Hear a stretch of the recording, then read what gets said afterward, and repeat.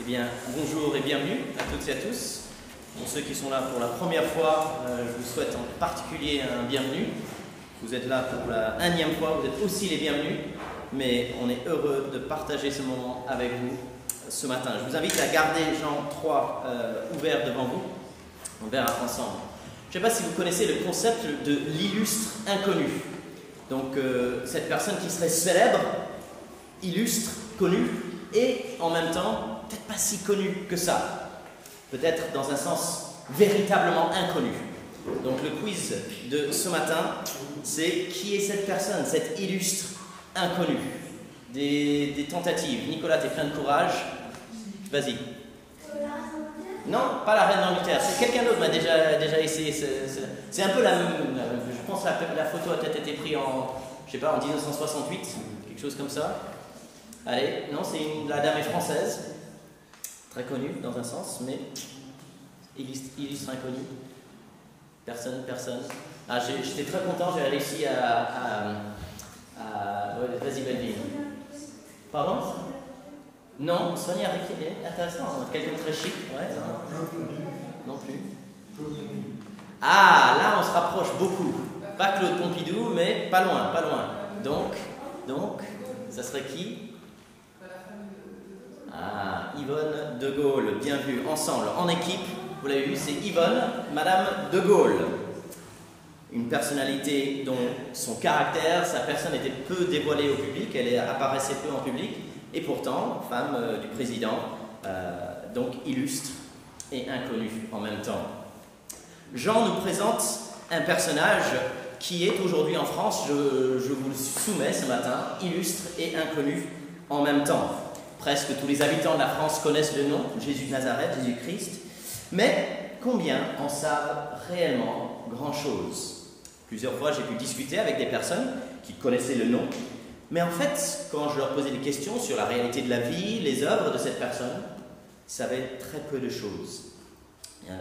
Il y a une réalité qu'aujourd'hui, par exemple, très peu des Français ont déjà pris le temps de lire une des biographies de Jésus. Donc j'en ai une dans ma poche, là. Voilà, l'évangile selon Jean. C'est pas très long. Alors c'est écrit petit, mais en fait, 1h30 c'est bouclé. Hein. Il y a 21 chapitres. Les chapitres sont pas très longs. Vous n'avez pas besoin de lire très vite pour le lire rapidement. Et pourtant, je suis assez sûr que plus de 90% de la population de la France n'a jamais lu d'un bout à l'autre un des évangiles. Des extraits parfois ici et là, mais tout un évangile. En fait, non. Jésus est super connu et pourtant inconnu. Il y a quelques années, j'ai eu une confirmation presque marrante, presque humoristique de cela. Je lisais le traité de la théologie de Michel Onfray. Et il s'attaque à la fois en Dieu, bien sûr, à Jésus, à tous les gens qui croient en lui, etc. Bon, c'est son truc. Mais un des thèmes d'Onfray, c'est que les gens doivent lire les vrais textes, et pas juste lire les commentateurs ou les gens qui ont commenté ou parlé des textes. Lisons les textes d'origine. Et donc, on se dit, ben, s'il va écrire sur Jésus, j'espère qu'il a lu les textes sur Jésus. Alors, je pense peut-être qu'il a lu, mais peut-être qu'il a oublié. Parce qu'à un moment, dans ce livre, il dit, ben, Jésus, il survolait un peu la vie, il n'avait pas faim, il n'avait pas soif, il n'avait pas la fatigue, il ne pleurait pas, etc. Et en lisant cette phrase, je me suis dit, mais pour Michel Onfray, Jésus est un illustre inconnu. Il pense connaître, mais en fait, il ne connaît pas. Il ne sait pas que dans les évangiles, Jésus a faim, il a soif, il est fatigué, il pleure. Tous les trucs en fait que Onfray liste, les choses que font des êtres humains, entre guillemets, normaux, eh bien, Jésus le fait dans les évangiles. C'est dit clairement, noir sur blanc.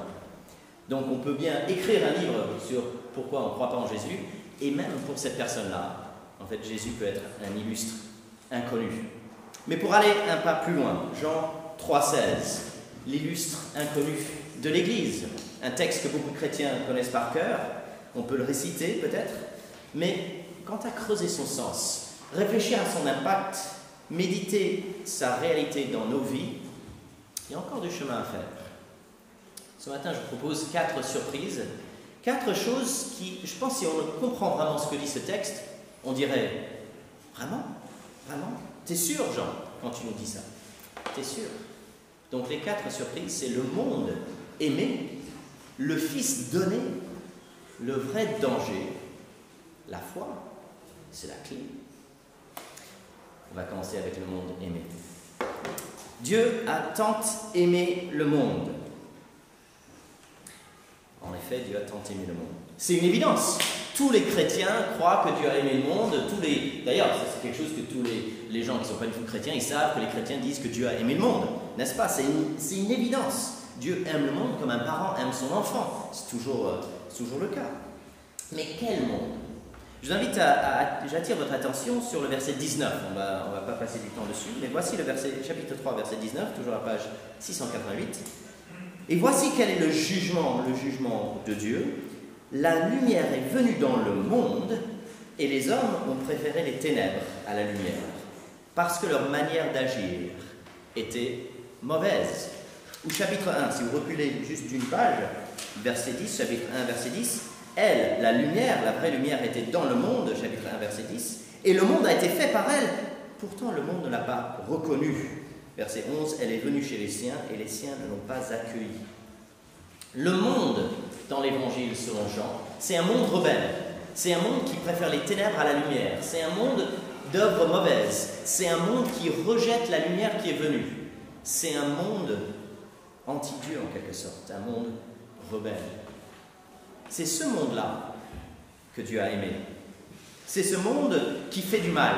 C'est ce monde où des terroristes vont couper la gorge à un prêtre de 85 ans. C'est un monde où des politiques vont cacher leur argent en Suisse. C'est un peu notre monde en fait, où le mensonge est banal. C'est notre monde où l'égoïsme, c'est la norme. C'est notre monde où chacun est incohérent. Je lisais un bouquin cette semaine par un psychologue pas chrétien qui parle du fait que l'être humain, entre guillemets, c'est 90% chimpanzé et 10% abeille. Et le 10% abeille, c'est la partie qui collabore et qui travaille avec les autres. Mais les 90%, c'est l'égoïsme. Et il donne pour illustration de cela un mensonge qu'il a dit à sa femme pour expliquer pourquoi il n'avait pas donné un coup de main à la maison. Il dit en fait, j'ai découvert ce jour-là, parce qu'il était en train de travailler cette question des choix moraux, la moralité, le bien et le mal. Il écrivait sur ce sujet-là, sa femme vient lui poser une question et il dit un mensonge, il dit, je suis un menteur invétéré en fait. Pourquoi? Parce que le monde est incohérent, parce que le monde est rebelle, parce que nous vivons cela en fait. Et donc quelque part, ce début de ce verset, je pense, si on le comprend dans le contexte de Jean, avec ce monde rebelle, cela interpelle les chrétiens engagés. Est-ce qu'on est prêt à essayer d'imiter Dieu en cela? Aimer un monde qui est en rébellion, qui fait n'importe quoi, faire du bien à ce collègue qui me mène la vie dure, tendre la main encore à ce membre de la famille qui ne fait aucun effort envers moi. Aimer un monde rebelle et qui est encore rebelle. Le monde aimé, vraiment. Le Fils donné, deuxièmement. Le Fils donné. Comment sait-on que Dieu a aimé le monde rebelle, ce monde qui rejette la lumière, qui préfère les ténèbres? Eh bien, il a donné son Fils. Il a envoyé mourir son Fils pour des rebelles. Il a il a tout donné en quelque sorte pour des gens qui préfèrent les ténèbres à la lumière, alors que son Fils avait plus de valeur à ses yeux qu'aucune autre chose. Qu'est-ce qui est précieux pour vous aujourd'hui? Qu'est-ce qui a de la valeur dans votre vie? Alors, si vous êtes parents, peut-être des enfants, peut-être sinon des membres de la famille, ou des choses, un appartement, des vacances, je ne sais pas. Il y a plein de choses qui peuvent avoir de la valeur pour chacun de nous. Eh bien, en tant que parent, ce que j'ai sur Terre qui a de plus de valeur, c'est avoir des enfants. Et je peux vous dire que je ne donnerai aucun de mes enfants pour la vie de quelqu'un d'autre, même des gens magnifiques comme vous. En fait, je serais incapable de donner la vie de mon enfant pour la vie de quelqu'un d'autre. Dieu, il a donné son Fils, son unique. Vraiment. C'est ça que nous dit le texte. Il a tant aimé le monde qu'il a donné son Fils unique, le seul Fils qu'il avait, ce qu'il avait de plus précieux. Il y a quelques années, un ami qui s'appelle Marc m'a raconté une histoire. Il avait eu l'occasion, dans le cadre de son travail, de faire du bien à quelqu'un. Et ce n'était pas un grand chose, mais la personne a été touchée, il lui a dit mais pourquoi tu as fait ça? C'est vraiment sympa. Et Et Marc lui dit, écoute, je voulais juste voilà, être sympa, c'est pas grand-chose. Et il a dit, non, je ne comprends pas, explique-moi. Et Marc l'a regardé dans les yeux et il lui a dit, parce que quelqu'un a donné sa vie pour moi. Ah oui, comme si voilà, dans sa vie il y aurait eu un accident ou quelque chose. Et il a pu lui expliquer que Dieu a donné son fils. Et le gars lui a dit, mais j'avais jamais entendu parler de ça. Je ne savais pas que la foi chrétienne concernait ça, concernait le Père qui donne le Fils pour la vie des autres. C'est incroyable. Pourquoi Dieu il aurait fait ça? Pourquoi donner ce qu'on a de plus précieux? Peut-être parce qu'il savait, notre troisième partie, qu'il y a un vrai danger, qu'il y a une raison suffisamment importante qui mériterait un tel sacrifice. Donc après le Fils donné, le vrai danger, et c'est peut-être troisième surprise. Qu'est-ce qui nous menace aujourd'hui? Je ne sais pas si vous avez peur d'un cancer. Peut-être vous avez peur d'une attaque terroriste. Peut-être vous dites, on n'est pas à l'abri d'un accident de la route. 2000 morts en France chaque année, ça fait beaucoup. On a peut-être peur du chômage, on peut avoir peur que le ciel nous tombe sur la tête. Jean nous dit qu'il y a un vrai danger. Et c'est aucune de ces choses-là, en fait. Le danger qui nous guette, alors le texte dit, afin que quiconque croit en lui ne périsse pas. Le verbe se perdre, la perdition, être spirituellement perdu, la perdition éternelle selon Jésus. Et là, je pense qu'on doit réfléchir. Est-ce que le texte dit que l'alternative entre Jésus, c'est la perdition, c'est être perdu? La Bible dit de diverses manières, et d'ailleurs on le voit avec ce monde rebelle, si en fait on refuse de respecter Dieu ni d'aimer notre prochain, ce qui est trop souvent le cas, mon cas, eh bien Dieu il prend cela très au sérieux, beaucoup plus au sérieux que nous ne le prenons. Et d'ailleurs, s'il ne le prenait pas au sérieux, s'il trouvait que le mensonge c'était banal, que l'égoïsme c'est normal, eh bien il ne serait pas un Dieu saint, il ne serait pas autre, il ne serait pas moralement pur et parfait. Il ne serait pas, il ne pourrait pas être le fondement moral de l'univers. Ce serait impossible. Jésus, plus que quiconque d'autre dans l'histoire peut-être de l'humanité, a parlé du jugement de Dieu. Il avertit les hommes. Mieux vaut perdre un œil, mieux vaut perdre un œil, mieux vaut perdre sa main droite que d'être spirituellement perdu. Vous savez, à l'époque, perdre sa main droite, ça voulait dire plus avoir d'emploi, devenir mendiant. Il n'y avait pas la sécu à l'époque. Donc, la gravité de ces choses sont difficiles pour nous. On a du mal à le saisir. Mais Jésus le dit, il le répète, mieux vaut perdre son œil que d'être spirituellement perdu dans le lieu de perdition, la géhenne, traditionnellement l'enfer. Jean nous raconte la vie de Jésus dans son livre. Il y a 21 chapitres. Et à partir du chapitre 13, c'est un peu au-delà du milieu du livre, mais pas beaucoup, on entame les derniers jours, les 4-5 derniers jours de la vie de Jésus, dès presque la moitié du livre. Pourquoi Jean il passe tellement de temps, les chapitres 13 jusqu'à 21, sur la mort et puis un peu la résurrection à la fin, mais vraiment il y a énormément sur la mort.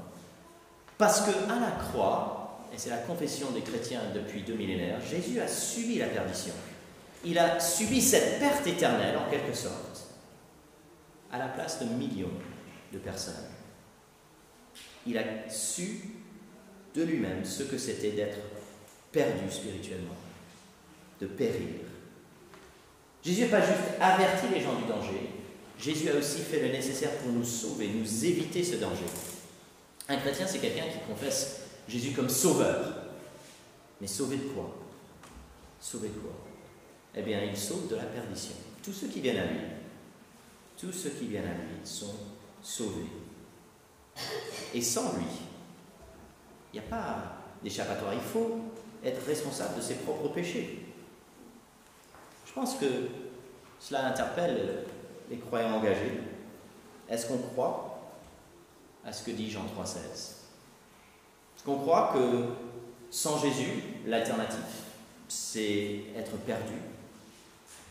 Et si oui, comment pourrait-on ne pas prier et parler? Je vous propose un nouveau refrain pour les semaines et les mois à venir. Vous allez tiquer, là, vous allez mémoriser parce que c'est très simple à se rappeler. Amis, voisins, collègues, cousins. Alors par cousin, ça peut être oncle, tante, voilà, membre de la famille, donc cousin dans le sens très large. Les gens qui nous entourent, les gens qu'on aime beaucoup, amis, voisins, collègues, cousins.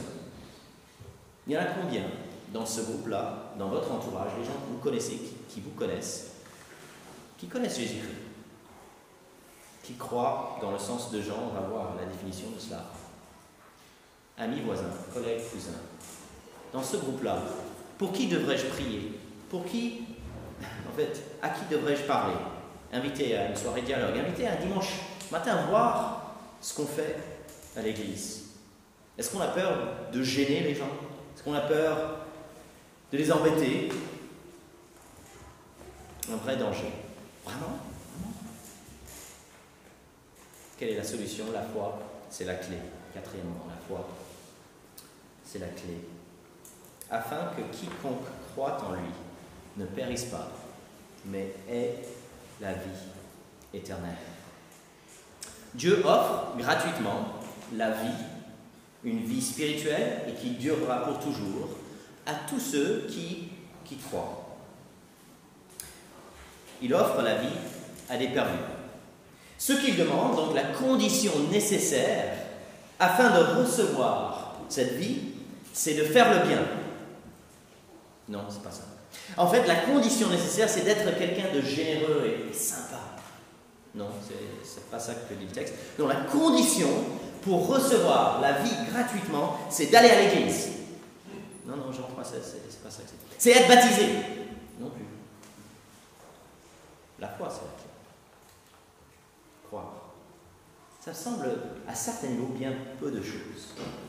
Alors notez bien, c'est pas croire qu'il a existé, c'est pas avoir conscience qu'il y a eu un jour quelqu'un qui s'appelle Jésus, mais mettre mon espérance, ma confiance, ma sécurité, me confier à lui. Lui confier en quelque sorte ma vie. On peut parler de s'abandonner à lui. Lui dire, c'est toi le responsable en fait, c'est toi qui va garantir mon présent et mon avenir. Il y a quelques semaines, avec Laura, on a confié 2 de nos enfants à mes beaux-parents, les parents de Laura. Et ça pendant 8 jours et demi, donc une période qui nous semblait conséquente. Pendant 8 jours, beaucoup de choses peuvent se passer. On pourrait par exemple ne pas faire attention en conduisant, avoir un accident de voiture, on pourrait avoir quelque chose de très grave. Beaucoup de choses peuvent se passer en 8 jours. On a remis la vie de nos enfants entre leurs mains, parce qu'on sait que ce sont des gens de confiance, et ça s'est très bien passé. Croire, dans le sens de l'évangile de Jean, c'est de se remettre, se confier, mettre sa vie, sa sécurité entre les mains de ce Jésus-là. Dans les dernières quelques minutes, quelques heures à la limite, mais moins de 4 heures, je pense, de sa vie, Jésus a rencontré un criminel. C'était un homme qui était condamné à mort pour ses crimes. Il était conscient, il a dit que ses crimes, sa condamnation était justifiée au vu de ses actes. C'est un homme qui était crucifié à côté de Jésus. Et il a dit cette phrase magnifique: Jésus, souviens-toi de moi quand tu viendras régner. En d'autres termes, Jésus, mon avenir, je te le remets. Si un jour tu as du pouvoir, Jésus, je te demande de me faire du bien, de me faire grâce. Je n'ai rien à t'offrir, je te demande simplement de prendre en main mon avenir. Et vous connaissez peut-être cette réponse de Jésus. Aujourd'hui, tu seras avec moi au paradis. La foi, c'est la clé. Ni plus, ni moins. C'est pas avoir une vie respectable. C'est pas recevoir l'Eucharistie. C'est pas être membre d'une église. C'est placer mon avenir, et même mon avenir, les secondes qui viennent, demain, entre ses mains. La foi, c'est la clé. Une fois de plus, je pense que cette vérité-là interpelle des croyants engagés. Je glisse facilement vers cette idée que, je suis chrétien au service de l'Évangile en tant que pasteur, et donc c'est ça qui fonde ma sécurité et mon assurance auprès de Dieu. Ou voilà, je suis quelqu'un d'engagé, j'essaie de servir, de témoigner, etc. on perd de vue régulièrement cette simplicité que ce n'est pas mes bonnes actions, ni d'ailleurs mes échecs, qui déterminent, qui décident de ma relation avec Dieu. C'est la question de la confiance, de me confier à lui. On a tendance à croire que nos actes sont déterminants. En fait, ce que Jésus demande, c'est qu'on lui fasse confiance. C'est ça qui est déterminant. La foi, c'est la clé. Une vraie foi se verra, bien sûr, dans la vie. Une vraie foi se verra dans nos attitudes, nos actes. Mais c'est la foi et pas les actes qui comptent. À quiconque croit sera donnée gratuitement la vie éternelle. Il y a environ 20 ans, aux États-Unis, la police a arrêté un serial killer, un meurtrier. Il avait tué pas mal de gens. Il a été condamné pour 16 meurtres, mais on pense qu'il en a commis plus. Peut-être 17, bon, voilà. C'était quelqu'un qui a fait des choses horribles. Mais en prison, il y a un pasteur qui lui a rendu visite, qui lui a parlé de l'Évangile, qui lui a affirmé que le pardon était possible en Christ, même à ce stade-là.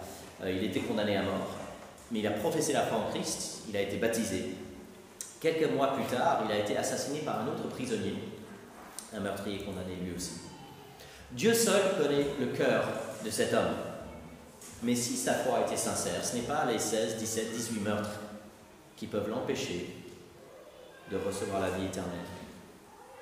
Parce que la mort de Jésus, le Fils donné, ce cadeau-là suffit, même pour 16 meurtres.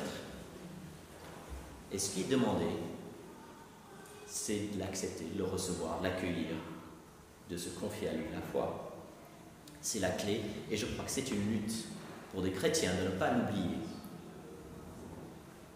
Il y a des choses choquantes dans Jean 3,16. Je ne sais pas si, en juste lisant ce verset, vous êtes choqués par certaines choses. Le concept de perdition, que les gens puissent périr sans Christ. Je ne sais pas si ce n'est pas très politiquement correct, peut-être. Moi, je vous invite à ne pas rester sur une phrase, mais lire toute l'histoire. Il y a sur la table, au fond, des I Love LA, Luc et Actes, ou des évangiles, Jean, Marc. Servez-vous. À l'Église des Temps, nous avons cette conviction que Jésus-Christ est le maître de l'univers, il est le roi du monde. Depuis sa mort et sa résurrection, Dieu l'a installé en quelque sorte sur le trône de l'univers.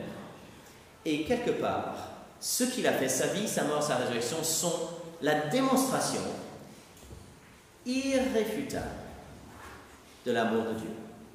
Parce qu'il a aimé un monde rebelle. C'est ce monde-là qu'il a aimé. Il offre la vie à des perdus. Il a donné son Fils unique. Et c'est gratuit tout ça. C'est reçu par la foi. Ce n'est pas quelque chose qu'on peut acheter ou gagner. Ce sont des affirmations énormes dans un sens, je pense. C'est difficile à accepter profondément. Mais imaginons qu'il y ait une chance sur 100 que cela soit vrai. Ça vaut la peine de s'informer, de lire pour soi-même le récit de la vie de Jésus, de prendre le temps, de ne pas se contenter d'une réflexion superficielle, parce que c'est un sujet crucial pour votre vie et pour l'avenir. Des surprises, 4 surprises qui interpellent les croyants. Le monde aimé, le monde rebelle, vraiment. Le Fils donné, il n'y avait pas de cadeau plus précieux. Le vrai danger, sérieux? Oui. Et la foi, c'est la clé. Prions. Seigneur Jésus, nous te remercions pour ta parole. Nous te remercions car tu as tout fait. Et tu offres gratuitement la vie à ceux qui méritent d'être perdus. Seigneur, donne-nous ton amour pour un monde rebelle, pour ceux qui nous entourent, amis, voisins, collègues, cousins. Donne-nous le courage d'annoncer ce Fils donné. Donne-nous, Seigneur, d'être des ambassadeurs de Jésus-Christ. Fortifie-nous, transforme-nous, renouvelle-nous. Fais de nous des hommes et des femmes qui prient pour ceux qui nous sont précieux, ceux qui nous sont chers, qui prient pour des occasions et répond à nos prières, nous te le prions. Seigneur notre Dieu, répands cette bonne nouvelle du Fils donné. afin que aucun de ceux qui nous sont précieux n'ait à périr. Nous te prions toutes ces choses au nom de Jésus. Amen.